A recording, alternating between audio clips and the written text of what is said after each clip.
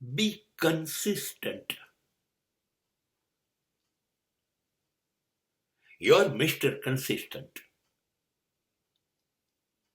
સતત ચાલવું જોઈએ એક દિશામાં.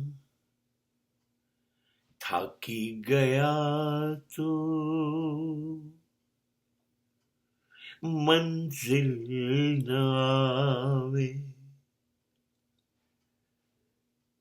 વહે મારું જીવન એક દિશામાં.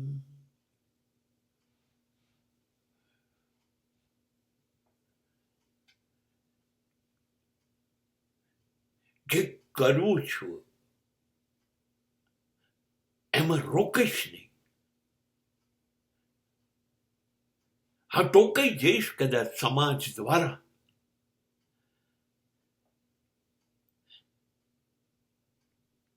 પ્રશંસા નહીં મળે, સ્વીકાર નહીં મળે મારા કાર્યને, તો શું છે? હું જે કામ કરી રહ્યો છું એની પ્રશંસા મળે એ અપેક્ષા કરું છું. હું કામ એટલા માટે કરું છું કે મને ગમે છે. મારા કામને શ્રેષ્ઠ દિશામાં હું લઈ જવાનો છું. શ્રેષ્ઠતા મારા દ્વારા મળવાની છે. હું રોકીશ નહીં જ્યાં સુધી નહીં મળે ત્યાં સુધી. હા, કોઈ પણ સ્થિતિ,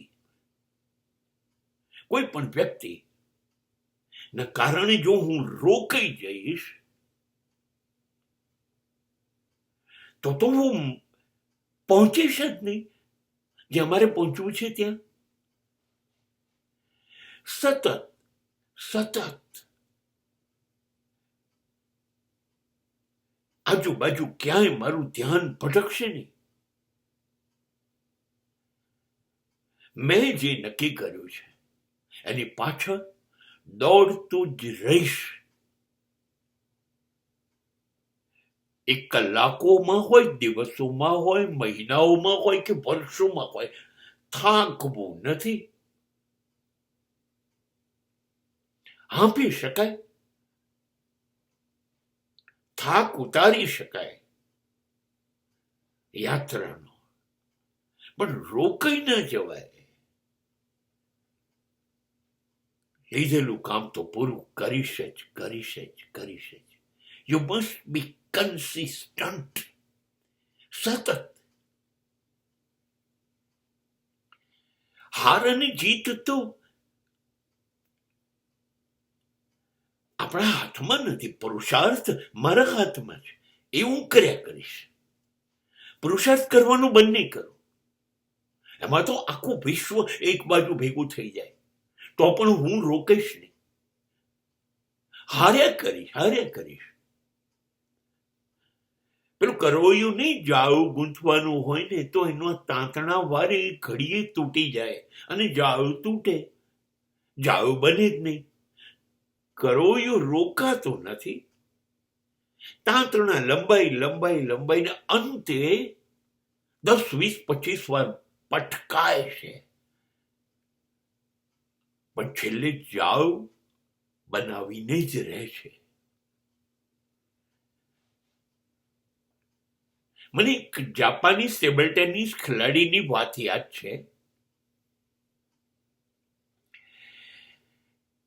એ 2001ની સાલમાં વિશ્વ કપ ની ફાઇનલમાં હારી ગયો. 2001માં ફાઇનલમાં હારી ગયા પછી હિંમત તૂટી જવી જોઈએ. એને સતત મહેનત ચાલુ રાખી. 10 વર્ષ સુધી એના દેશ તરફથી વિશ્વની ચેમ્પિયનશિપમાં એ રમતો રહ્યો. 10 વર્ષ એ સેમીફાઇનલ સુધી પહોંચે ને હારી જાય. અંતે 2012ની સાલમાં એ હાર્યો નહીં, એ વિશ્વ ચેમ્પિયન બન્યો.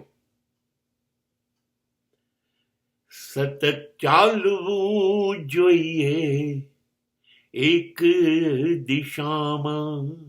ચાલ્યો, 10 વર્ષ ચાલ્યો અને વિશ્વ ચેમ્પિયનની ટ્રોફી લઈને આવ્યો.